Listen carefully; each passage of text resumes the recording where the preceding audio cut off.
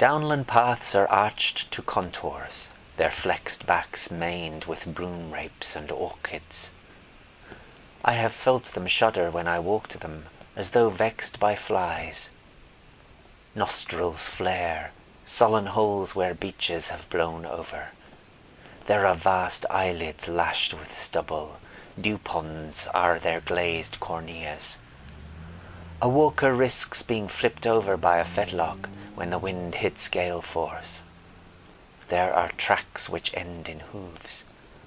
Approach them from the wrong angle, and they'll throw you into a tangle of nettles and whin.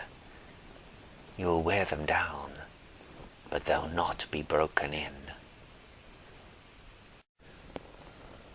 Sometimes on the downs, day is postponed, and at the end of the barley field, mist melts into a sea of glooms. The vale is an etching in glass, a glimpsed mosaic of pale illuminations. There is no horizon, or there are many. Old swathes of green trails leading nowhere.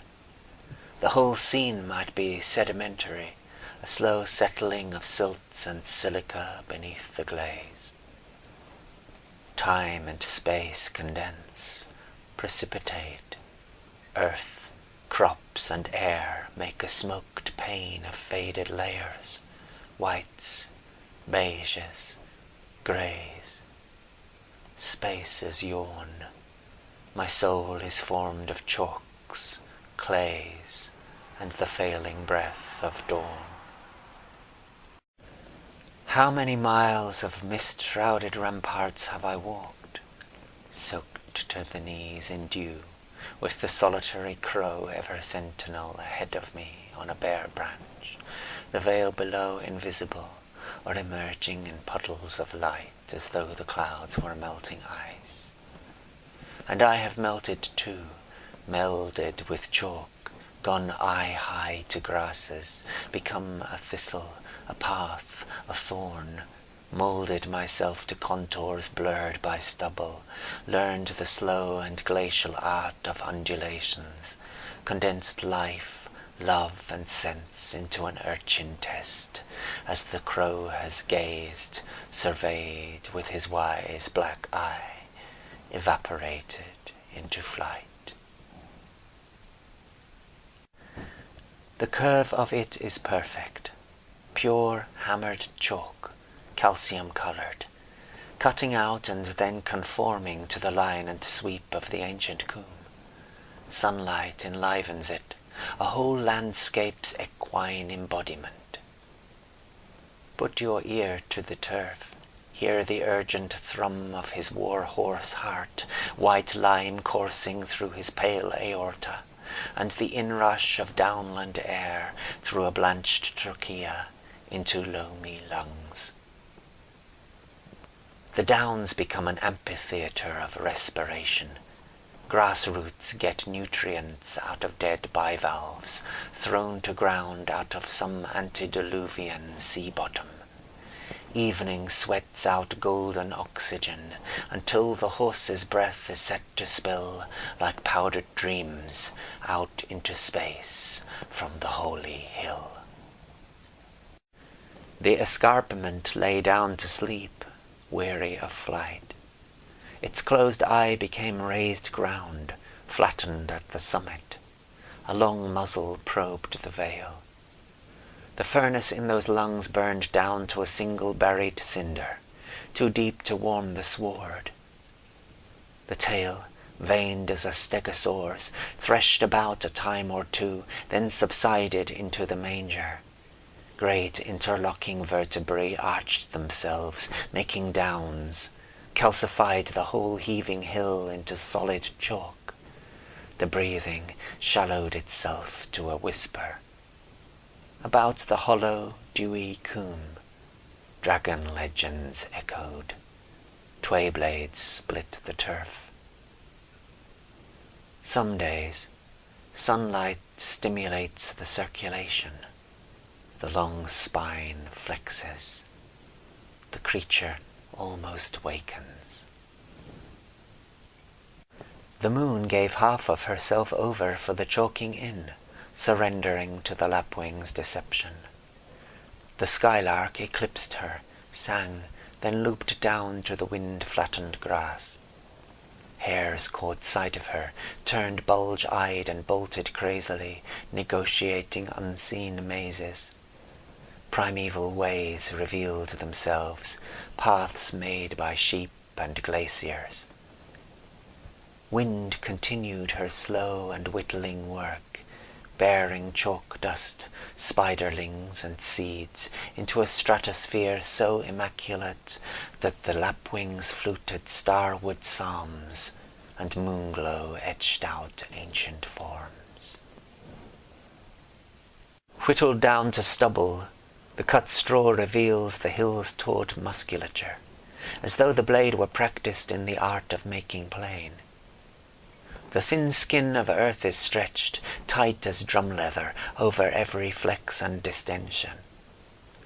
A bird in flight might pick out striations, bunched tendons, and high on the escarpment, ancient scars, soiled and grassed over, the only angular things for miles. Hillsides are fusiform, gigantic lines and curves, laid naked, draped for life class, one scored with an arching bleached tattoo. Cold watercourses source themselves in groins, armpits bristle with wild oats. Have patience, wait, and feel the respiration. They cling to places that can't be tilled, ramparts, edges of escarpments, sullen slopes, and thrust out thorns with a wise misanthropy, as if to say, "Axe me and I'll spill blood." Only the wind is obeyed. It sculpts them, wakes them, withers them in the sear, and when they die, uproots them, rolls their gorgeous torsos down the coombs.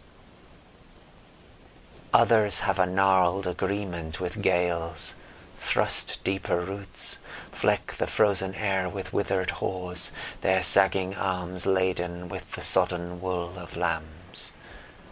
They earn the permanence of stones, stark as menhirs guarding ancient tombs. There were dull susurrations in the clouds, and a stirring in the ripened wheat, the burial mound sagging under its burden of wild flowers. Those great sarsens were dark sentinels, lichen-mottled and looming at the threshold of the tomb. As I probed, the swallows flecked out like smuts stirred from a dormant furnace, whirling into the atmosphere, the quick dissonant chit-chits of their distress borne thinly on the wind, rising and plunging whole fathoms out of fear. I withdrew. Rain fell. I turned to dust. Like struck sparks, they swept into their nests. Rampart, ditch, and stone have been here 4,000 or 5,000 years. The butterflies, bees, and hoverflies were pupil soup just days ago, resolving themselves into miracles of wings and compound eyes. Tourists are more ephemeral, clouding like midges, dallying at the cove, humming around the barber stone, fleeing for pubs and buses.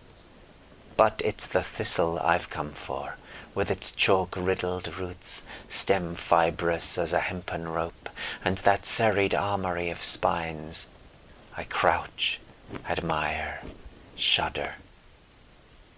It's already higher than the smaller stones, spiked for survival, determined not to die. Let your eyes slip out of focus, and the blooms are lilac interpunctions in a meadow almost gold. In a wind they turn to blurs, and bumblebees must cling with all 6 claws, their eyes knocked by pastel-coloured stamens. The unopened flowers are a stippled green. Petals break out at their edges, turn spatulate. At the centres, half-formed corollas are cross-hatched with stamens.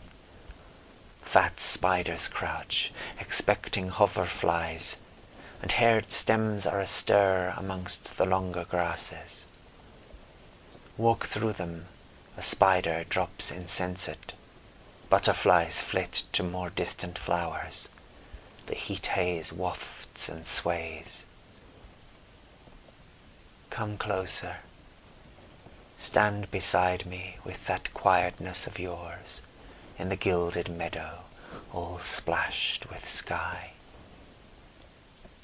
The sepals fall, petals flare, crumpled as tissue paper torn from a gift, and a thin fringe of anthers scatters pollen on the wings of hoverflies. Landscapes recede, chalk fresh dug for drainage, a blurring slope of blue-stemmed wheat, a hedgerow marking a road, recumbent breasts of downland hills and wind-sculpted beach hangers, all slipping out of focus. The petals flake away like phyllo pastry, scatter their wilting crimson on the heated earth, and the haired stems lengthen, catch themselves in wind, knock against the sky. Seeds pour out like smoke, or black ashes from an urn half unsealed. The drier blades are brittle as grasshoppers' legs, the swathe hissing in the heat. Yellowhammer's voices punctuate the lazy hums of bumblebees, tweezering the air with needled crescendos. Purpled nops, yellow rattles, bright orchis smudges, sky-echoing scabious and cranesbills bow under the weights of insects. Marbled whites, ringlets rich as chocolates, tortoise shells flashing open, and pairs of little skippers dropping their hind wings as they drink. Lizards still themselves, heartbeats visible beneath their skins. Snakes bask on tussocks. A burnet moth slips out of a chrysalis halfway up a grass stem, as my soul begins to flit across the meadow, lit up with memories, ephemeral as a skipper. I love it when it all smashes into silhouette. You'd think the beech branches had turned to cracks in the enamel, fortuitous breakages, and gradually the sun scorches its course down the glass, obliterating smaller twigs in a network of explosions. Sometimes it is eclipsed behind some impossible knot, thicker than a trunk, where the hanger trees have coalesced. Or perhaps a whole channel has been bashed out into blackness, great ruptures in the pane, snaking like rivers with inky oxbows, whirlpools and ominous blots of beechwood. If you could walk through soil, you'd see questing roots do much the same to chalk.